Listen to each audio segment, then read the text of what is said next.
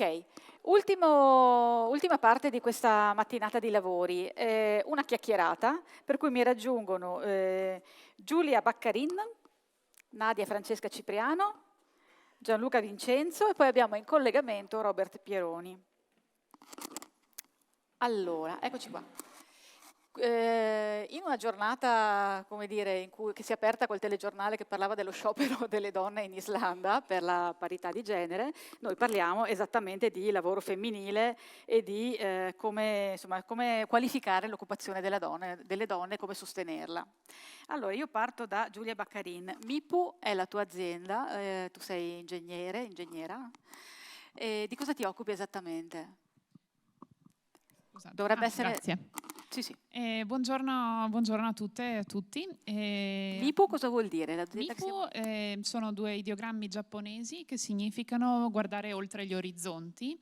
E ho scelto questo nome quando sono rientrata dal Giappone. Io ho studiato ingegneria biomedica, avevo il sogno di fare i robot e come credo ogni nato negli anni '80 che volesse fare i robot, ho relativamente sempre avuto in testa di andare in Giappone. Ho avuto la fortuna di vincere una borsa di studio, sono rimasta là circa 4 anni. Quando sono rientrata in Italia, appunto, sono rientrata aprendo questa azienda di manutenzione predittiva, intercettare un difetto nelle macchine, negli impianti industriali prima che causi un fermo o un rischio.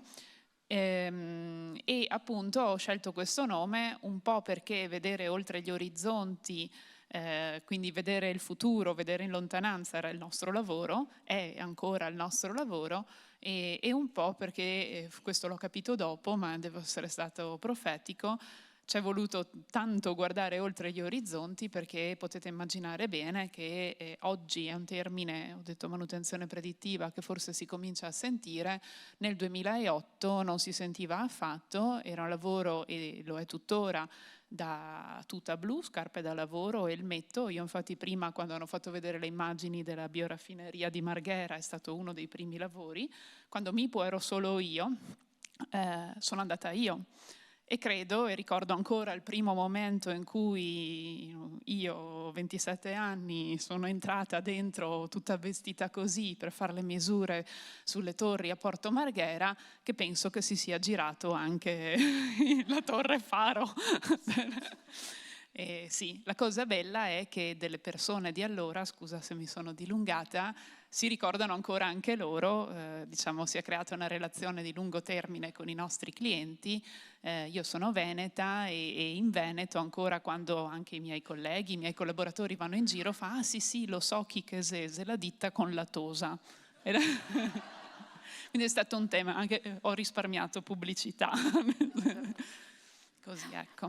La manutenzione predittiva entra anche cioè come dire, esce dalle fabbriche per capire quando si romperà un impianto ed entra anche nelle città, nella vita, Sì. diciamo, Oggi quotidiana? il concetto, noi siamo partiti appunto nel 2008 con la manutenzione predittiva, dal 2012 abbiamo ampliato questo concetto, è diventata la fabbrica predittiva, cioè quell'ambiente di produzione dove uso i dati già disponibili, cose che raccogliamo forse magari senza neanche saperlo, per prevedere che cosa avverrà in produzione, in manutenzione, logistica e qualità ed energia, scusate, 5 ambiti.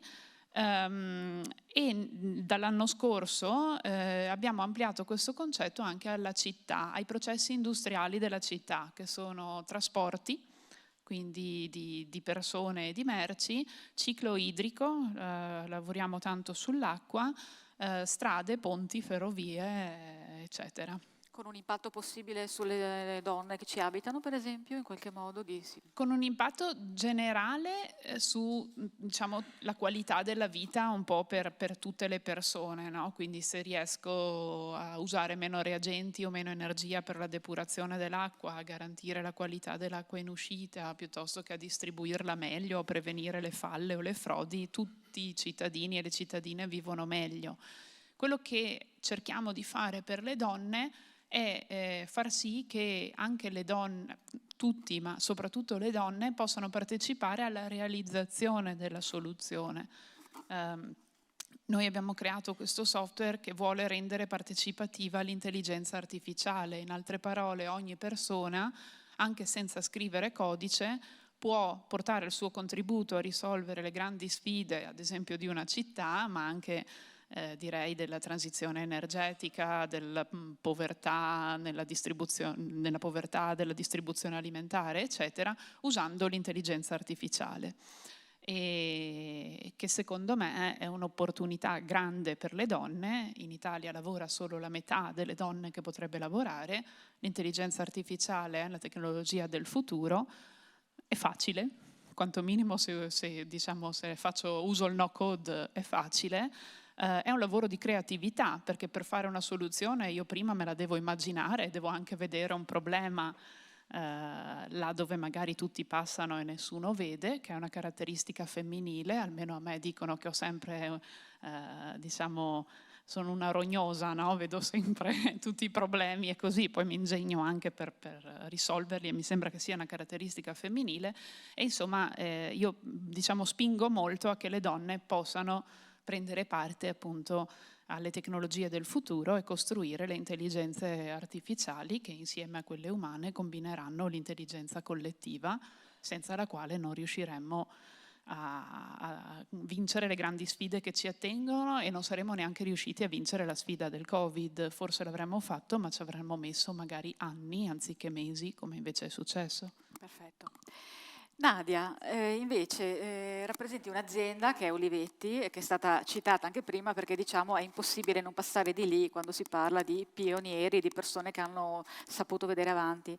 Che cosa c'è ancora di quell'eredità e com'è l'azienda adesso? Sì, allora intanto buonasera a tutti, io sono molto onorata di rappresentare Olivetti. Olivetti è un marchio che tutti conosciamo ed ha una storia molto importante proprio anche in termini di equità, parità, socialità, perché Adriano Olivetti, che era un illuminato secondo me, ma è facile anche reperire, e anche l'assessore lo ha effettivamente citato anche nella sua relazione, era un uomo che era avanti, molto più avanti anche di tante aziende che ci sono sul mercato oggi. Lui già negli anni, Olivetti è nata nel 1908 dal padre che era Camillo Olivetti, e lui l'ha resa un'industria.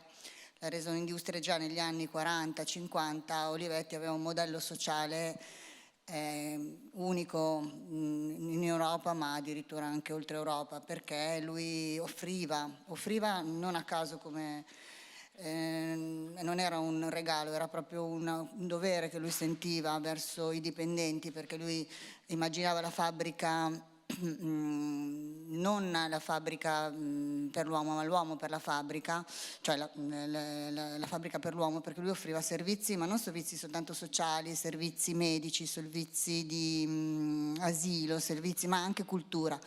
Era un uomo che aveva come ideale il bello. Lui anche i magazzini che costruiva all'estero, perché Olivetti all'epoca era un'azienda che aveva 124.000 dipendenti ed era in tutto il mondo, era un'eccellenza italiana. E anche i magazzini, quindi un semplice magazzino che lui doveva commissionare all'estero, lo faceva commissionare e progettare da artisti, architetti famosi. Quindi ad oggi, se andate a fare una ricerca anche su internet, i magazzini che troviamo in tutto il mondo sono belli. Ma oltre a questo lui puntava molto sull'uomo, sull'essere umano, in quanto l'essere umano, secondo lui Olivetti, ad Ivrea, che è ancora la sede di Olivetti, esiste l'archivio storico che vale la pena visitare, e una cosa che mi ha colpito durante una delle visite, ogni tanto ci vado, è che ad esempio lui ha i tecnici, quindi i tecnici che sono proprio le persone gli operai, oppure chi doveva anche lavorare sulla parte elettronica, elettrotecnica, perché naturalmente Olivetti ha creato a parte le macchine per scrivere, anche degli laboratori elettronici all'avanguardia. Lui aveva fatto stampare appositamente un manuale di educazione artistica, perché secondo lui l'essere umano, oltre che al lavoro, doveva avere un'apertura mentale, una cultura, un'attitudine anche a risolvere i problemi, perché questo si ripercuote assolutamente anche poi sul lavoro, sulla capacità anche di risolvere i problemi. Ecco, non è che io volessi fare a Marcord, ma volevo sottolineare che quello era un modello che funzionava, cioè è proprio per... oggi anche Olivetti è una società benefit e anzi è una società che sta per diventare anche B Corp, che la differenza ormai i colleghi l'hanno già sottolineata, si tratta naturalmente di, mentre la società benefit è uno statuto giuridico che ci si dà, la società B Corp deve essere misurata attraverso un assessment da un ente certificatore esterno, quindi hai dei KPI, dei criteri che devono essere oggettivamente rispettati. Ma lui questo già lo faceva autonomamente, lo faceva negli anni 40-50, questo anche verso le donne che in fabbrica non erano discriminate, addirittura rispetto a Parigi. All'epoca a Parigi le condizioni della donna in fabbrica non erano così gradevoli, diciamo, come in Olivetti, anche perché lui, oltre a restituire al tessuto sociale tutta una serie di servizi, quindi asili nido piuttosto che alloggi, perché volevo anche sottolineare che Ivrea nel 2018 come città industriale è diventata patrimonio mondiale dell'UNESCO sulla progettazione di Adriano Olivetti.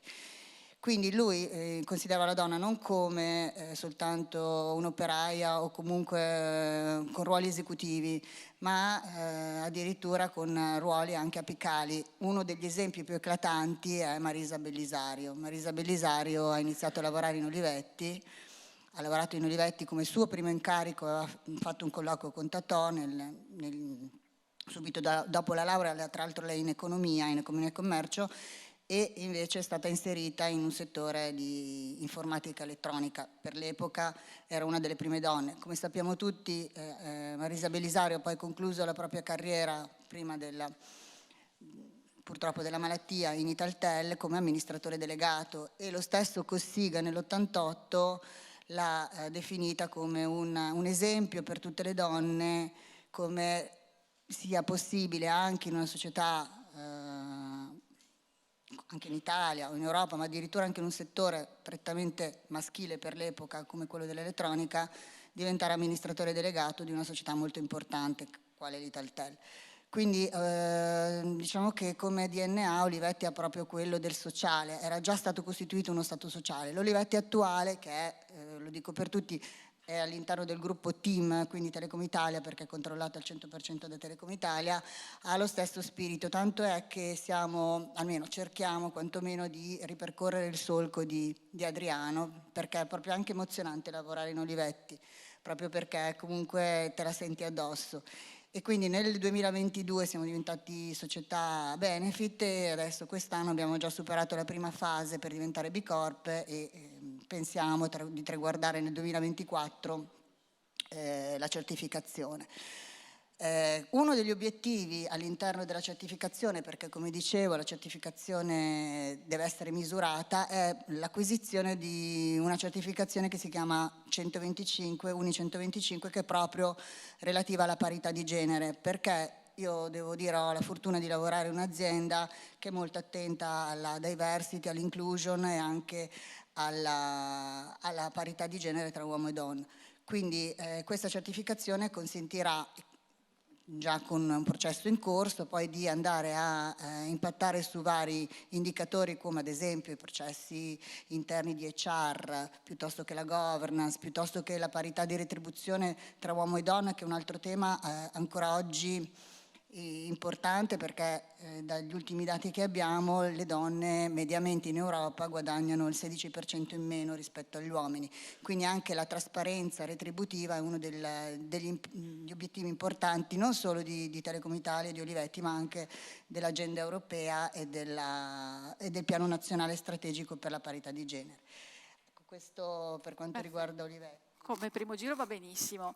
Facciamo l'ultimo passaggio con Gianluca per capire, voi vi occupate invece SVG di ricerche di mercato. Sì, buongiorno a E tutti. come vi collocate in questo ambiente qui di aziende che operano per il bene comune? SVG è una società appunto di ricerca di mercato fondata 40 anni fa a Trieste, Esatto. abbiamo sedi anche a Roma e Milano, ma il cuore dell'azienda è a Trieste e occupa circa 40 dipendenti. Nel dicembre del 2022 SVG si è trasformata in società benefit ed è stato un passaggio abbastanza naturale perché è stato il momento in cui si è sancito dal punto di vista anche statutario l'attenzione che gli imprenditori hanno sempre posto relativamente alle tematiche del benessere del personale, dell'attenzione nei confronti del territorio e dell'ambiente e nei principi di governance aziendale. Questo ha fatto sì che venissero recepiti nello statuto degli obiettivi relativi appunto a questi principi che hanno avuto come naturale conseguenza poi l'ottenimento della certificazione per la parità di genere che è stata conseguita qualche settimana fa. Qualche esempio di questi obiettivi? In primis chiaramente gli obiettivi insiti della certificazione, che sono quelli chiaramente che riguardano la parità in entrata, siamo a livello di assunzione del personale, di equità salariale, di neutralità delle mansioni rispetto al genere, di conciliazione dei tempi vita-lavoro, in generale di creare un ambiente di lavoro positivo e inclusivo. La motivazione principale che è dietro chiaramente questa scelta di più che trasformarsi, perché appunto l'attenzione degli imprenditori c'è sempre stata, ma di certificare questo tipo di impegno societario è data dal fatto che gli imprenditori hanno riconosciuto nel capitale umano di SVG, quindi nei lavoratori e nelle lavoratrici, uno degli asset principali. Poi la nostra è un'azienda di servizi, per cui l'aspetto personale è ancora più rilevante, no? Rispetto a...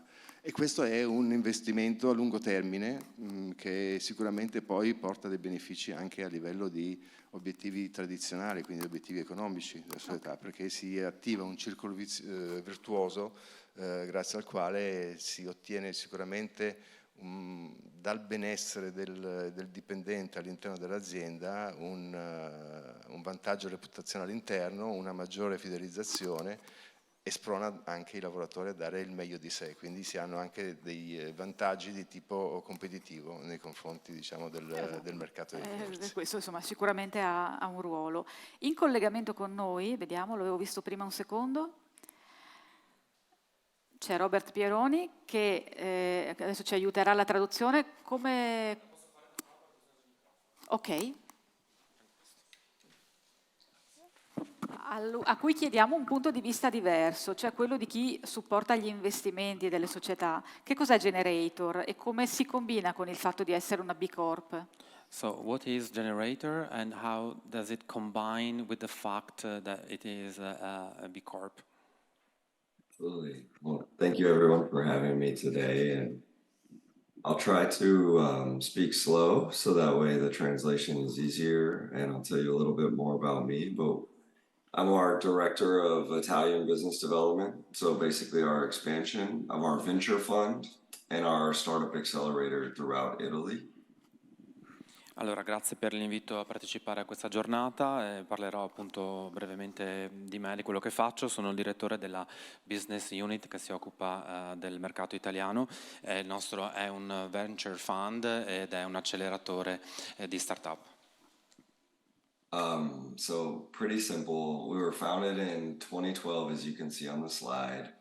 But we wanted to address a different challenge that was missing in the United States. 80% of venture capital in the US goes to 3 states. That's California, Massachusetts, New York. It predominantly overlooks people of different profiles because of where that venture capital is deployed. And so that's just a quick little about us. Ok, la nostra società è stata fondata nel 2012, in ogni caso volevo parlarvi appunto di come noi forniamo il venture capital negli Stati Uniti in maniera innovativa, in particolare ci sono 3 stati coinvolti che sono California, Massachusetts e New York, e poi appunto magari vediamo anche che tipo di individui andiamo poi ad aiutare con le nostre iniziative. Generator has long had a mission to be the best partner for a community to invest in its best and its brightest, regardless of race, place, or gender. And so we were founded on that mission in 2012, which will bring me to the B Corp here in a second, but Dunque la nostra mission come società è quella di essere il migliore partner per la comunità, per l'investimento, indipendentemente dalla razza, dal luogo e dal genere delle persone che andiamo ad assistere. We operate many different types of startup accelerators alongside our venture fund. We have non-profit or what we would call non-dilutive accelerators. We do corporate innovation. We have a skills accelerator, and then of course we also dabble in what's called creative accelerators with art and music because we want to serve the entire community as a whole. Sì, le nostre iniziative abbracciano diversi tipi di settori, diversi tipi di aziende, come si può vedere qua dalla slide ci sono appunto start-up, imprenditori, ma anche aziende non profit, artisti, perché vogliamo appunto anche includere tutti gli aspetti della società, della comunità, quindi arte e musica. Abbiamo dei programmi di appunto accelerazione non solo degli investimenti ma anche delle stesse skill, delle stesse capacità.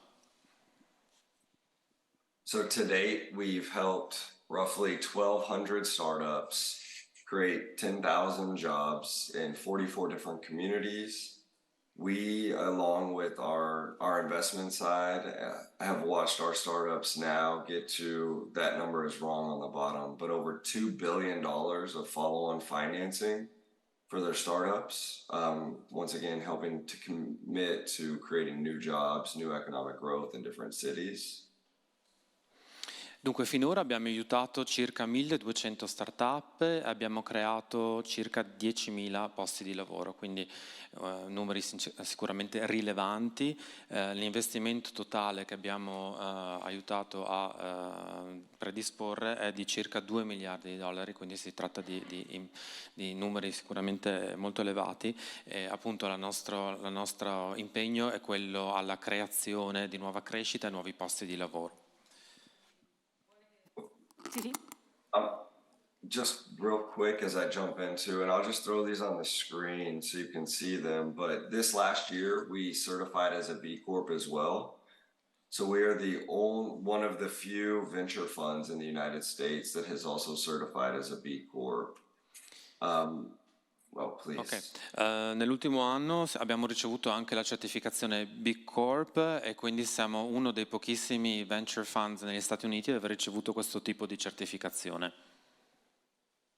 Just for the group, the last thing I'll say, to be a certified B Corp in the United States, you have to go through a rigorous process of transparency, allowing for public to see numbers such as these on the screen where it comes to our investments in founders of color. As you can see, 51% of our investments are in founders of color. 33% of our investments are startups with a woman founder. 19% of our investments are startups with a woman of color founder.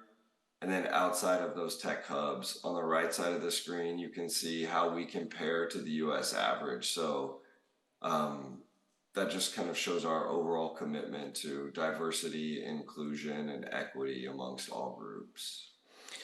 Allora, per essere una Big Corp negli Stati Uniti si deve appunto superare un processo, una procedura molto rigorosa che prevede molta trasparenza e quindi anche dobbiamo mostrare quali sono i numeri, i risultati di quello che facciamo. In questa slide in particolare si può vedere qual è il nostro impegno per la diversità, per l'inclusione. Infatti il 51% delle start-up aiutate dal nostro fondo ha un fondatore di colore, il 33% ha come fondatore una donna e il 19% delle start-up ha come fondatore una donna di colore, quindi sono percentuali molto rilevanti rispetto a quella che è la media degli Stati Uniti, che possiamo invece vedere sulla destra, che sono numeri molto molto più bassi.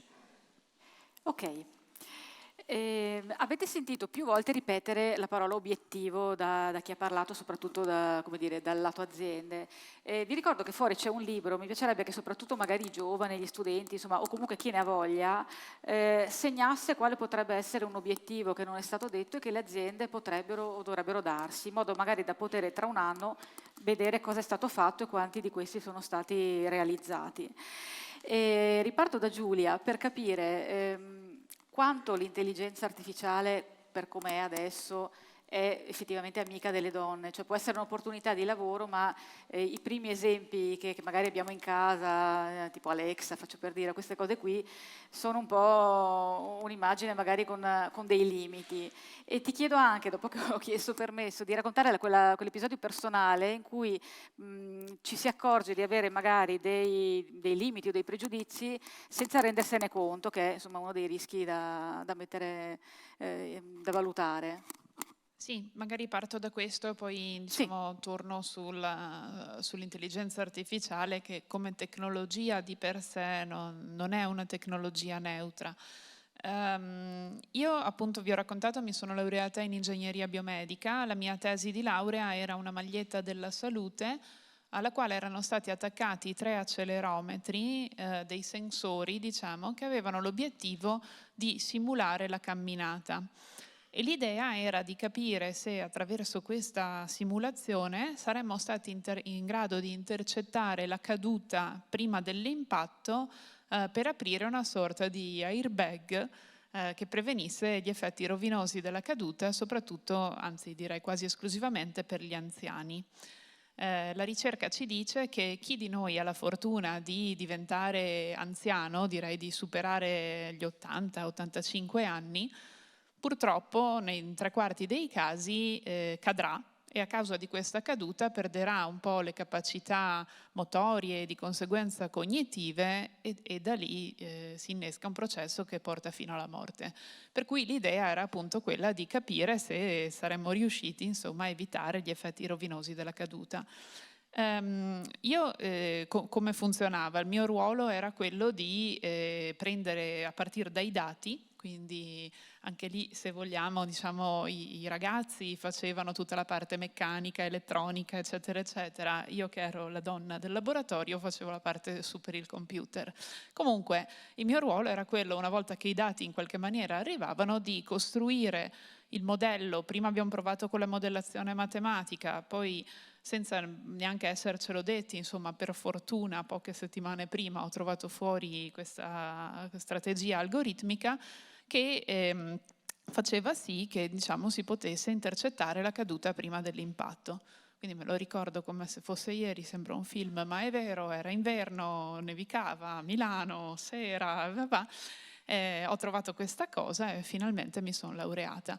Come funzionava il test di questa cosa? Basicamente bloccavo chiunque incontrassi il Dipartimento di Ingegneria Meccanica del Politecnico di Milano per chiedergli se indossava sta maglietta e cadeva. Quindi materassoni lungo le scale, i corridoi, in giro dappertutto, perché bisognava simulare i vari tipi di caduta, che può essere all'avanti, a di lato, all'indietro, oppure scivolo, ma poi mi riprendo, in quel caso lì l'airbag non deve aprire. Cioè, ho 6 mesi di registrazioni di cadute. Comunque, insomma, vi dicevo, mi sono laureata, poi sono andata in Giappone, il Politecnico ha brevettato, ha venduto a una prima azienda, questa prima azienda non l'ha mai commercializzato, l'ha dato ad una seconda azienda, si può anche dire è finito per fortuna non nell'intento originario ma nei giubbotti che si aprono quando si cade dalla moto. E dico per fortuna perché poi nel 2017 sono stata invitata a parlare ad un TEDx sul ruolo intelligenza artificiale e diversità di genere e etica. E ho scritto tutto un discorso e anche lì me lo ripetevo, a un certo momento ho detto, cioè mi annoiavo io a sentirmi. E quindi ho detto, ma non c'è qualcosa di personale che puoi tirare fuori, un esempio vero, concreto? E mi è venuto in mente l'esempio della mia tesi di laurea, in cui sostanzialmente io avevo costruito insieme al team uno strumento molto buono che preveniva la caduta solo degli uomini. Perché io non mi sono mai posta il problema, e non se l'è posto per fortuna neanche tutti quelli che mi hanno laureato, poi disgraziatamente neanche quello che l'ha comprato, e non so se lo sia posto quello dopo, che avevo testato lo strumento solo su compagni di classe maschi e mia sorella, che però come database, insomma, di circa, non lo so, 300-400 prove che possa aver fatto, ce n'erano 2 femminili e 298 maschili, e uomini e donne camminano, hanno un profilo di cammino profondamente diverso, hanno una struttura anatomica diversa e hanno anche una modalità di caduta molto diversa. Quindi in realtà lo stesso strumento molto probabilmente non sarebbe funzionato sulle donne altrettanto bene e non se ne è accorto nessuno.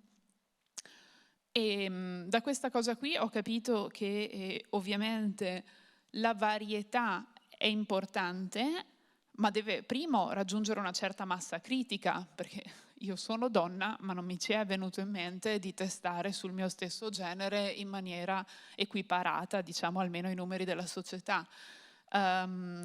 Secondo, la varietà da sola non basta, probabilmente.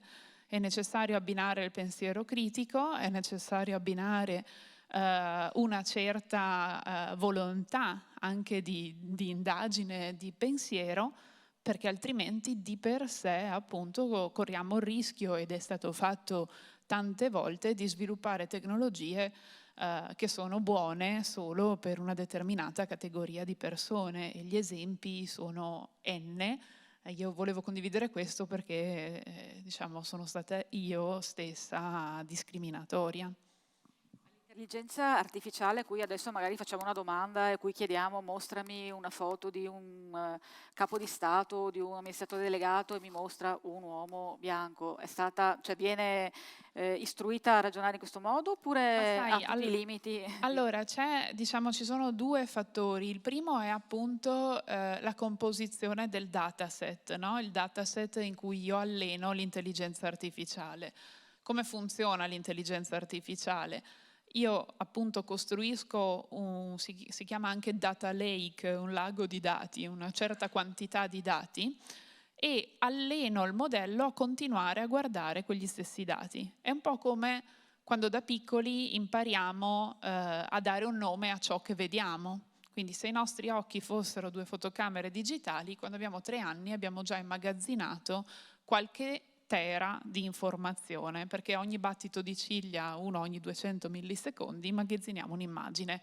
E avanti così, nessuno ci insegna specificatamente, non c'è la regola per cui questo è un pavimento, quello è un gatto, eccetera, eccetera, ma a botte di continuare ad accumulare informazione impariamo ad etichettarla.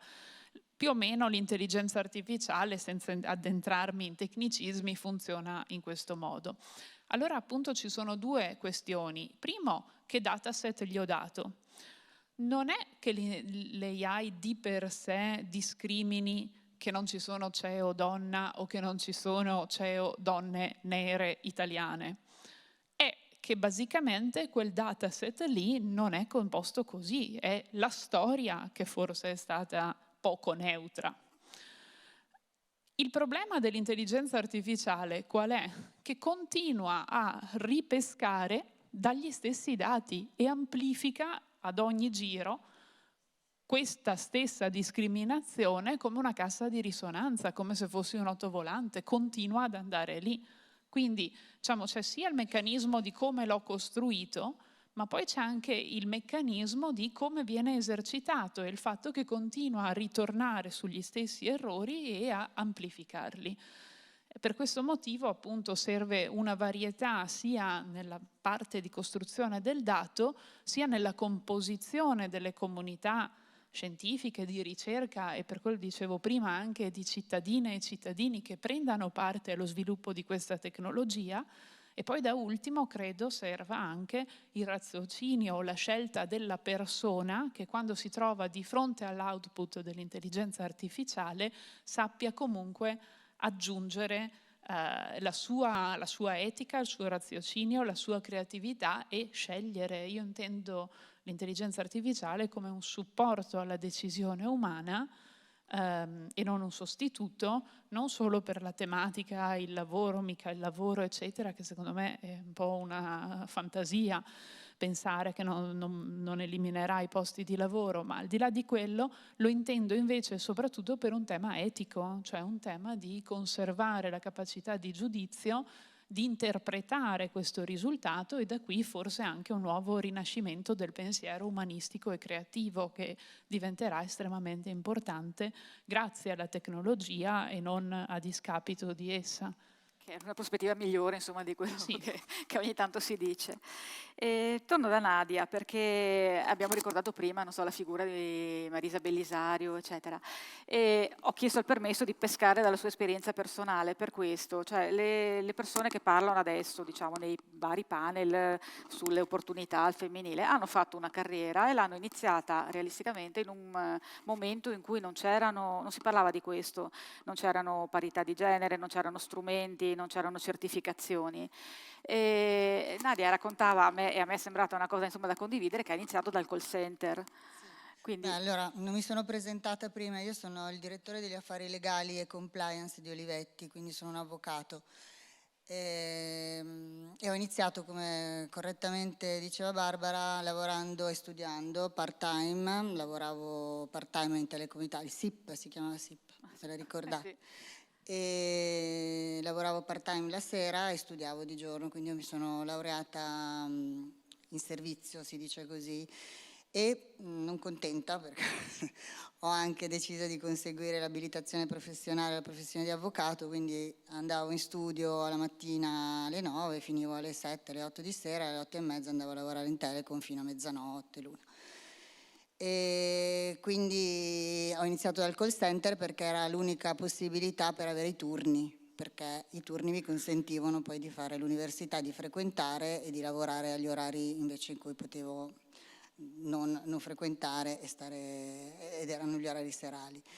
Per cui ho iniziato proprio dalle basi, quindi quello che abbiamo pensato io e Barbara è se poteva fare piacere avere un esempio concreto di una carriera, chiamiamola così, perché così è in un'azienda grande, perché poi Olivetti, io ho lavorato tanti anni in Telecom Italia direttamente, sono in Olivetti dal 2018, ripeto, ma i dirigenti sono gestiti comunque da Telecom Italia, quindi io faccio parte del gruppo Telecom Italia.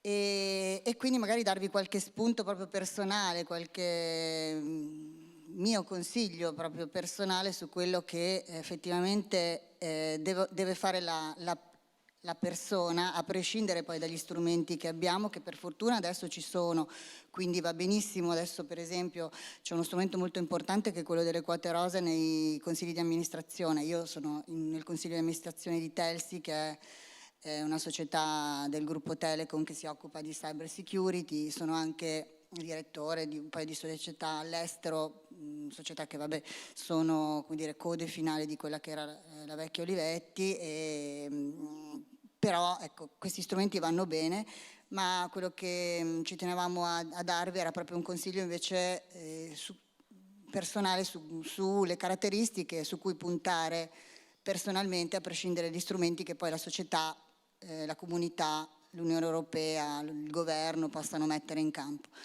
Quello che mi sento di dire è quello che mi ha sempre guidato, è intanto, l'avranno già detto, ma è vero, è la passione per il proprio lavoro. Quindi quando tu fai qualcosa, qualunque cosa, con passione, con amore, ci dedichi veramente tutta te stessa, è sicuramente un indicatore che porterà al risultato. La seconda cosa importante, poi magari vi racconto brevemente i miei passaggi, è la determinazione, cioè bisogna continuare a perseguire il proprio obiettivo, sempre, perché uno dice ma uno è fortunato piuttosto che perché no, la fortuna può esserci, ma quando arriva la fortuna, perché arriva per tutti il momento fortunato, bisogna essere pronti, cioè bisogna essere pronti a recepire quel momento di apertura che nella vita capita. Però magari ti capita dopo 10 anni, ti capita dopo 5, ti capita dopo 1, quindi la determinazione, l'impegno e la passione sono fondamentali per una carriera. Io ricordo all'inizio, dopo essere uscita dal call center, perché nelle grandi aziende Telecom Italia all'epoca aveva 130.000 dipendenti, quindi sei un numero, il mio obiettivo era fare questo lavoro. Ma partendo dal call center non era per niente scontato. Tra l'altro Telecom Italia è un'azienda di ingegneri, quindi io sono un avvocato, i posti al legale sono veramente pochi. Per cui io chiedevo di andare al legale, ma mi avevano detto no, al legale è impossibile, possiamo mandarti al recupero crediti. Allora recupero credito va bene, mi sono ritrovato davvero in uno scantinato sottoterra con un gruppo di persone che probabilmente si erano dimenticati di far andare in pensione. Quindi... No, ma è vero, è vero, avevo un gruppo un po' scalcagnato con cui io dovevo prendere gli obiettivi del direttore da zero per un'attività che tutto sommato non era quella che io... Però ho detto va bene, accetto la sfida e con quel gruppo che veramente uno era sordo, uno era... Abbiamo raggiunto gli obiettivi del direttore il primo anno, che per il direttore significa soldi, perché quando raggiungono gli obiettivi i direttori guadagnano. Quindi ero molto contento, per cui la mia responsabile dell'epoca era in maternità, per cui l'ho sostituita per un anno ampliando poi la mia attività anche alla fatturazione e agli incassi. E anche quell'anno abbiamo raggiunto gli obiettivi e ogni volta lui mi chiedeva vuoi un aumento? Vuoi... No, io gli ho detto voglio andare al legale no, finché poi alla terza volta che gli prendevo gli obiettivi ho detto va bene, vai al legale. E al legale ho ricominciato perché io volevo fare questo lavoro, non volevo fare la carriera nel call center, nel customer care, nella fatturazione. Per cui da professional, senior, perché poi ho iniziato poi man mano ad avere delle responsabilità sempre crescenti, quindi mi sono occupata di contenzioso, mi sono occupata ero responsabile della parte business, poi della rete, perché Telecom ha anche la rete, del marchi e brevetti, del penale, fino a poi ad approdare in Olivetti dove seguo tutta l'azienda e vi assicuro che in un'azienda così grande gli ostacoli sono stati tantissimi. Io per passare da un livello all'altro, i livelli sono 7Q, quindi sono 8 e io partivo da quello dell'usciere, è stato faticoso, ma non mai. Intanto non guardavo se c'era qualcuno che passava avanti, maschio, femmina, raccomandato, non importa, tu eri concentrata su te stessa e facevi bene il tuo lavoro. Dopodiché, pian pianino, alla fine, vi dico solo, parlo un aneddoto, io dirigevo tutto il Dipartimento Penale di Telecom Italia, avevo sotto di me 2 dirigenti e io non ero dirigente, perché io no, perché non c'era un motivo, ma ho detto va bene, accetto lo stesso. Dopodiché, dopo 3 anni, mi hanno dato finalmente la dirigenza e poi man mano, questo ripeto, in un momento storico in cui gli strumenti, chiamiamoli di aiuto, ma che poi non sono di aiuto, che accompagnano le donne alla carriera non c'erano. Quindi assolutamente determinazione, passione e non mollare mai, perché il risultato arriva. L'ultimo consiglio che mi sento di dare, io ho anche una figlia, è la maternità. La maternità è un momento molto critico nelle aziende, a seconda di come viene vissuto dalla donna. Quindi la maternità, delegate, cioè ci sono tanti papà che ormai sono bravissimi, non bisogna aver paura, lo dico alle più giovani, di delegare l'accudimento dei figli, perché i figli sono contenti. Alla fine ve lo dico perché ho fatto un test su mia figlia che adesso ha 19 anni e un po' di preoccupazione perché io sono stata trasferita a Roma un paio di anni, facevo avanti e indietro per non trasferire tutto. Allora a un certo punto le ho chiesto ma Margherita, ma tu sei contenta che la mamma magari sia meno presente, però abbia questo lavoro? E lei è stata zitta, ho detto, oddio, no mamma, sto solo cercando le parole. E poi mi ha detto, mamma, tu sei un bel esempio di donna. Quindi per me questo è stato il miglior risultato, ve lo dico, proprio perché l'ho testato su di me, e quindi non è vero che dedicando del tempo a delle cose che gratificano e che ti fanno crescere i figli subiscano abbandoni, non è assolutamente vero, sono molto orgogliosi, e avere una mamma soddisfatta, una mamma che è gratificata, che poi nel tempo libero che ha si dedica ai figli, è molto molto importante e completo, altrettanto che magari dedicare del tempo quando non sei contenta e sei nervosa. Per cui ecco, la maternità vivetela delegando ai papà, delegate, sono bravissimi, sono bravissimi. Perfetto, si sentiva molta tenacia ma anche molta fatica, devo dire, comunque, ben dissimolata, però mi sa che c'era anche quella. Gianluca, invece voi, partendo dai numeri, insomma, che sono il vostro mestiere, avete messo nel mirino un fenomeno che riguarda molte donne nei posti di lavoro, e avete messo appunto una, come dire, una reazione, un'informazione. Prima era passato un attimo il titolo, è un codice, no? È nato un codice antimolestie. Sì, allora, premesso che la certificazione per la parità di genere prevede espressamente che ci sia attenzione da parte dell'azienda sulla prevenzione delle molestie, su mettere a disposizione della forza lavoro anche degli strumenti di segnalazione, anche anonimi, di eventuali casi di abusi. Per cui abbiamo organizzato un evento aziendale dove tra l'altro abbiamo anche illustrato alla forza lavoro di SUG quali sono i meccanismi per riconoscere appunto eventuali fenomeni di molestie e quali comportamenti abbiamo suggerito di mettere in atto allorquando si verificassero tali tipi di eventi. L'esempio, questa è la presentazione che abbiamo mostrato. Abbiamo innanzitutto illustrato quali sono appunto gli obiettivi, no, che ci eravamo prefissi con questo evento, che erano quello di garantire appunto un ambiente di lavoro privo di fattori di discriminazione e permettere alle persone di riconoscere i casi di abuso e di fornire gli strumenti per... Oh, grazie. Per cercare di impedire che questi casi si verificassero. Abbiamo fornito un po' di dati, questi sono dati ISTAR del 2018, non sono aggiornatissimi, però comunque danno l'idea del valore assoluto, no, del fenomeno. Quasi 9 milioni di donne tra i 14 e i 65 anni hanno subito di avere avuto almeno una molestia. Quasi 1 milione e mezzo di donne invece hanno subito questo tipo di molestie nel luogo di lavoro. Facciamo ricerche di mercato, quindi abbiamo fatto una ricerca di mercato sull'argomento. SUG ha un osservatorio settimanale che si chiama Radar e che è disponibile sul sito aziendale. È un prodotto di diffusione gratuito, e abbiamo colto l'occasione per inserire appunto alcuni quesiti sul percezione a livello nazionale del fenomeno delle molestie. Come potete vedere, alla domanda "a lei è mai capitata una delle seguenti situazioni, ricevere apprezzamenti sessuali non graditi?", stiamo parlando del 60% della popolazione femminile. 35% si è sentita in pericolo di un'aggressione, 26% appunto ha avuto degli episodi proprio fisici, e il 24% è stato baciato contro la propria volontà.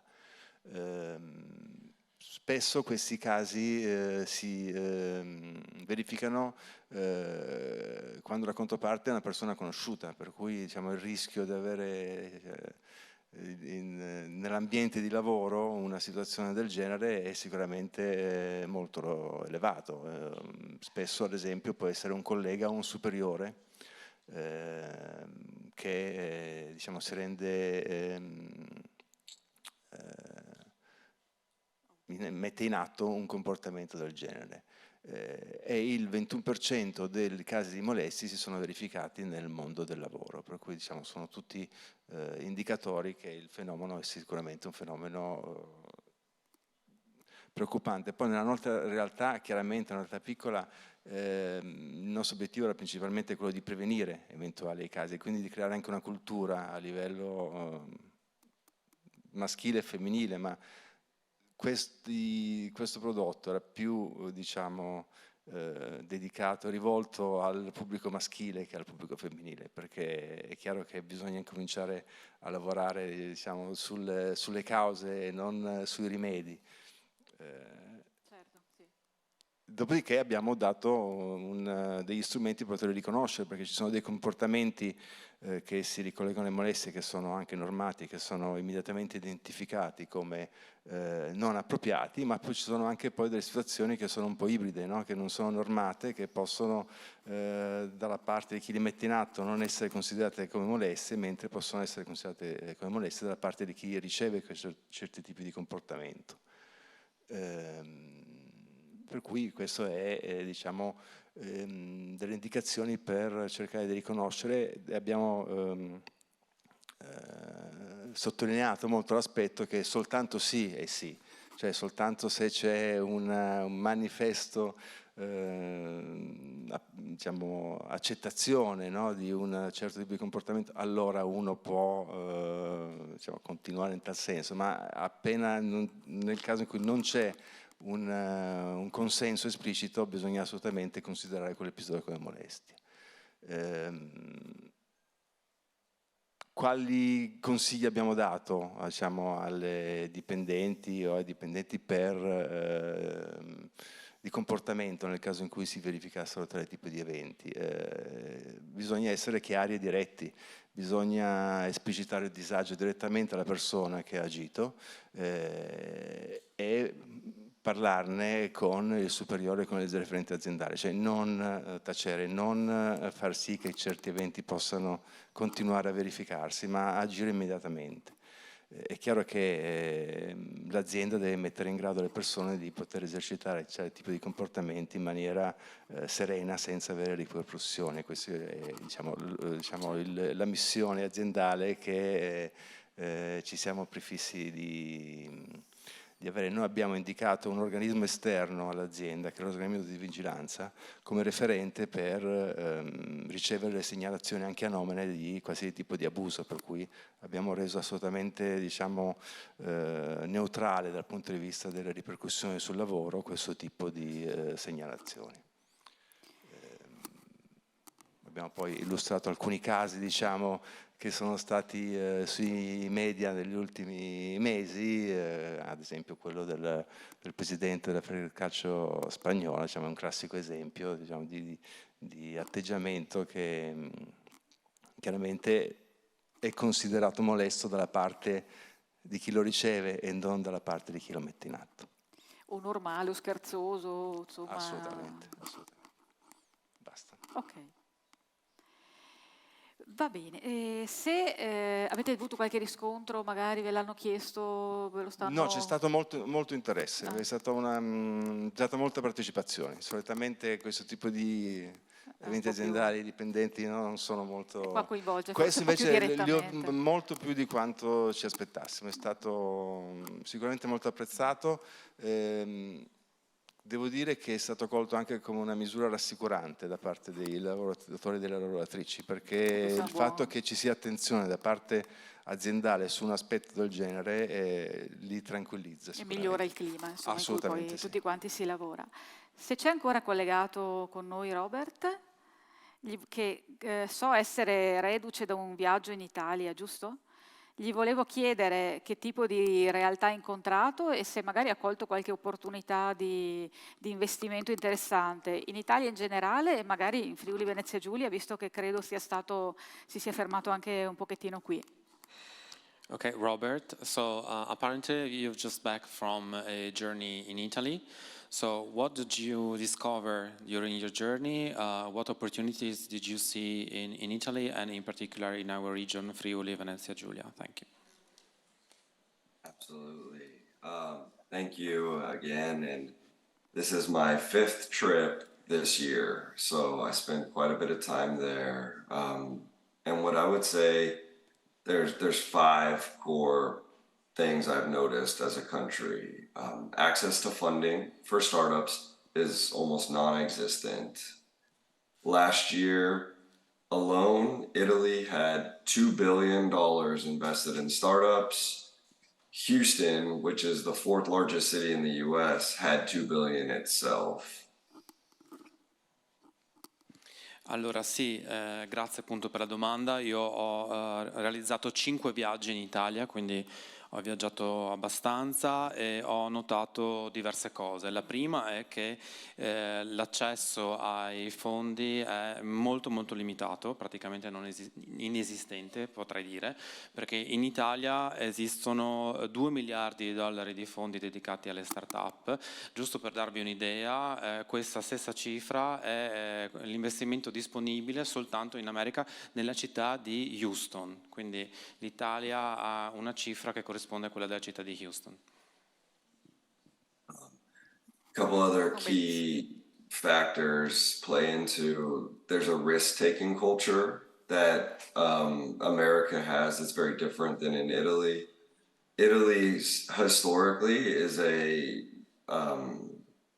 culture that is less risk-taking when it comes to the ability for failure. And as you know, most startups fail.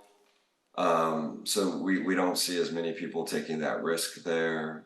There's scaling challenges as a country. Access to the US markets and the GDP of the United States is incredibly important. So gaining access to this market. Il secondo fattore che ritengo molto importante è quello della cultura. La cultura in Italia è molto diversa rispetto a quella degli Stati Uniti per quanto riguarda senz'altro gli investimenti, in quanto in Italia non si è, diciamo così, molto disposti a correre dei rischi. Ovviamente quando si parla di start-up esiste il rischio reale di fallire, che il progetto non vada poi in porto. Questo in Italia è un aspetto molto difficile da affrontare, non si vuole correre il rischio, però uno degli aspetti quando si tratta di appunto investire è quello di andare a cercare nuovi spazi, avere accesso a nuovi mercati, per esempio quello americano, quindi è molto importante che le aziende imparino anche questo tipo di discorso di correre dei rischi e di ingrandire, diciamo così, le proprie sfide. The limited opportunities for networking amongst other startups, investors, due to the lack of access to capital. There's not a lot of what we would refer to as innovation or startup hubs. And then once again, kind of this fragmented ecosystem. There are not center points or focal points within each region where startups, founders, investors, mentors can come to aggregate to share experiences. Un altro aspetto riguarda quello del networking, che effettivamente è il metodo con cui gli investitori e anche le stesse start-up possono entrare in contatto tra di loro e questo ovviamente ha un riflesso anche sull'accesso al capitale stesso. In Italia esiste una frammentazione di tutti questi aspetti, quindi è difficile che ci siano dei punti focali nelle varie regioni, nei vari territori dove gli investitori, gli imprenditori trovino modo di condividere le proprie esperienze e quindi anche di mettere in campo quelli che sono gli investimenti. I'll say this leads to future impacts, and I call it the generational change. So currently, there's a lack of this inspiring role models of startup founders who have done it for the next generation. We see that there's a lack of potential entrepreneurial mindset throughout the country for the younger generation. The innovation and problem solving that comes with that, and then seeing the cultural change. I know for the translator, I'll stop here in a second, but in the U.S., young children are seeing startups everywhere, and it's inspiring them to take that next leap in the generation. And so that's one of the reasons why we are so adamant of coming to Italy. And as you can see by my surname, I have Italian heritage, as my family is from the region of Tuscany, so Lucca. Sì, tutti questi fattori di cui abbiamo appena parlato ovviamente hanno un impatto che riguarda anche le nuove generazioni, quindi è molto difficile in Italia promuovere il cambiamento generazionale, vi è quindi una mancanza nello sfruttamento del potenziale che vi è in Italia, questo conduce a una difficoltà a promuovere l'innovazione, il problem solving e il cambiamento generazionale. Giusto per farvi appunto un piccolo paragone, negli Stati Uniti è molto più diffusa la cultura imprenditoriale, per cui i giovani ragazzi sostanzialmente tutti provano a lanciare una start-up ed è questo il motivo per cui vorremmo promuovere questo tipo di cultura anche in Italia. D'altra parte è nostro interesse appunto che l'Italia si sviluppi in questo senso.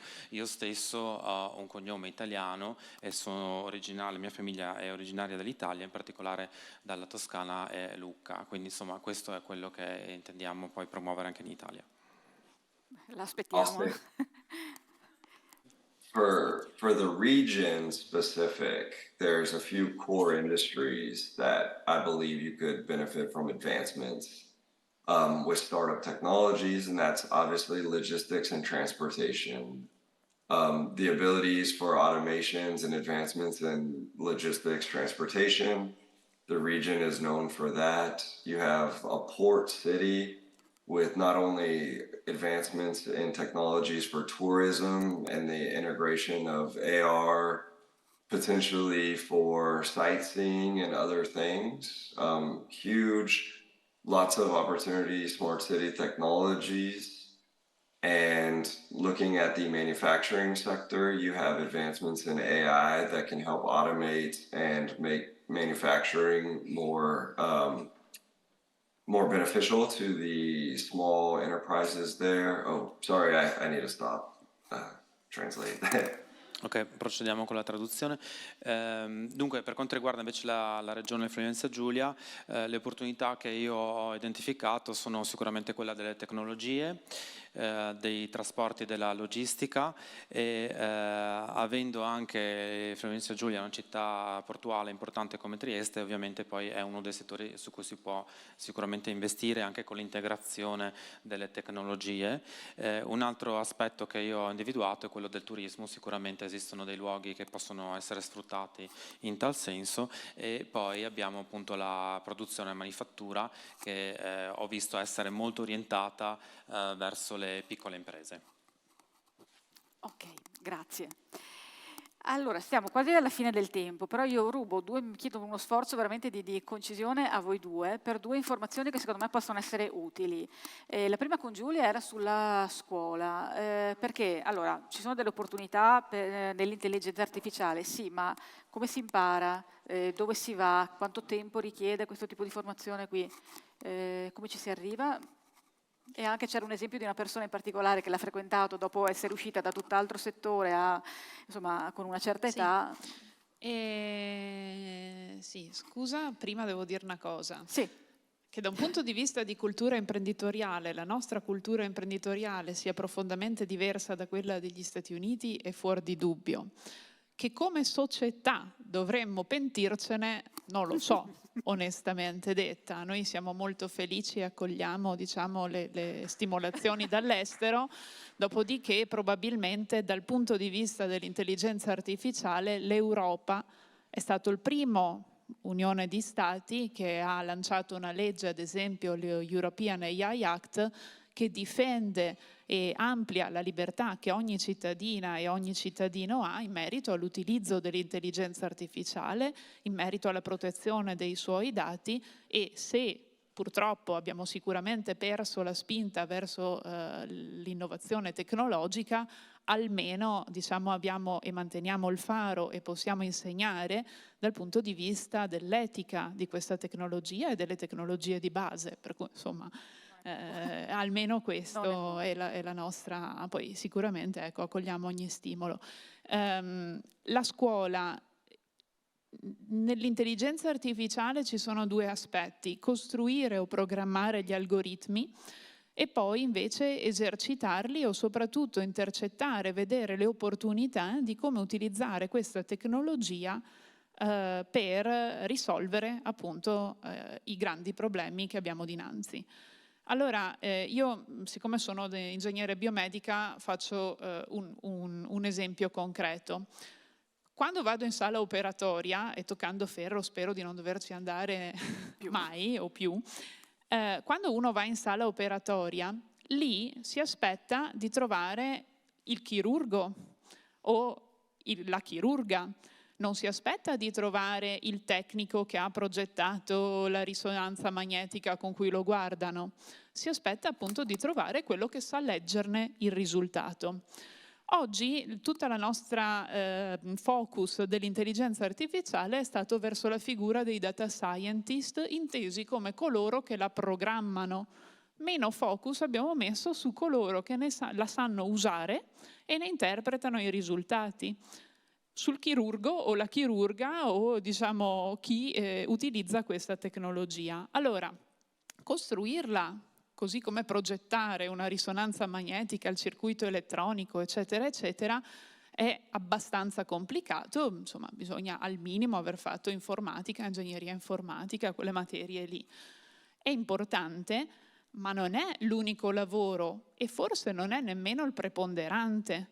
Il preponderante sono tutte quelle figure professionali che, avendo una buona competenza di dominio, si dice, io adesso ho fatto l'esempio medico, ma potrei fare l'esempio, ma che ne so, di chi inventa le nuove miscele di caffè, chi inventa come saranno i vestiti del domani, chi diciamo è tecnico.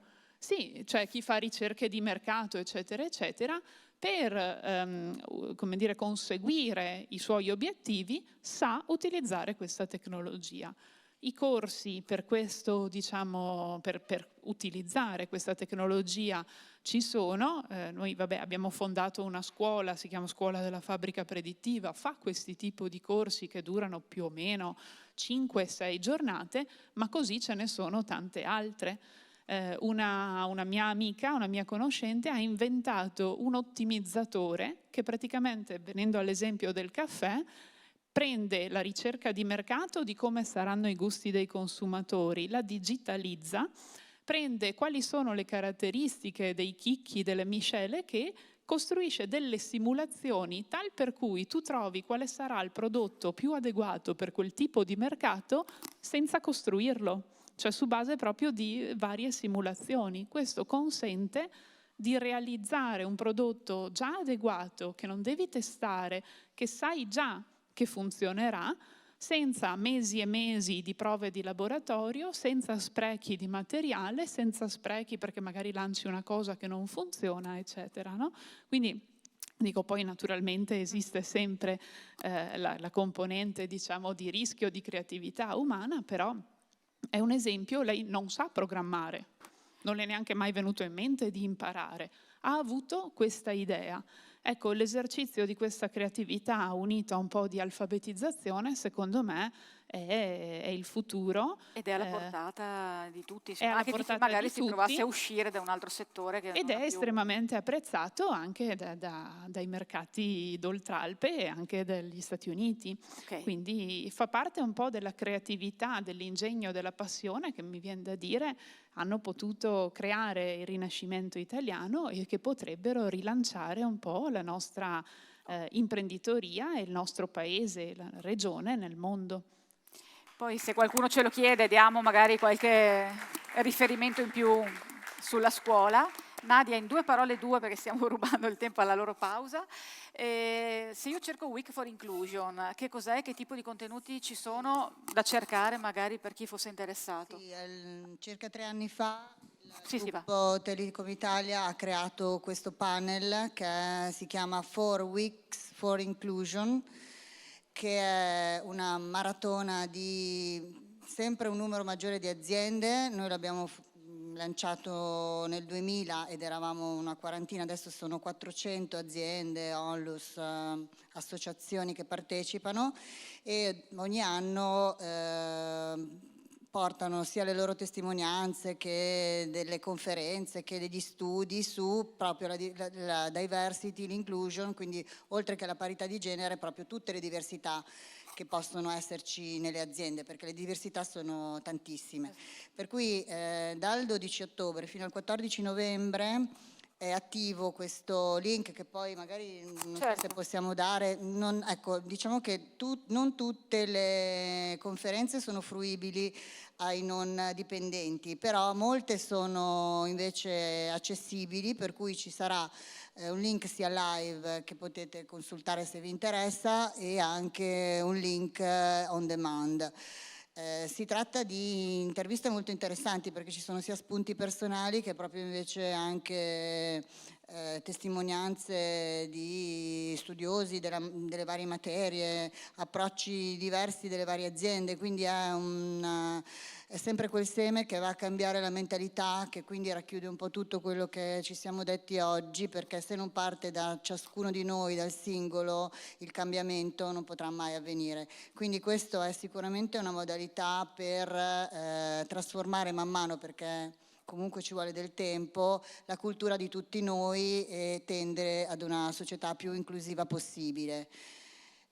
Benissimo così, perché il fatto che serva, come dire, il cambiamento di tutti è esattamente, insomma, il punto anche di queste giornate. Se a qualcuno poi servono dati, riferimenti, link, siamo qua, ci facciamo la pausa e ci rivediamo alle 2:30.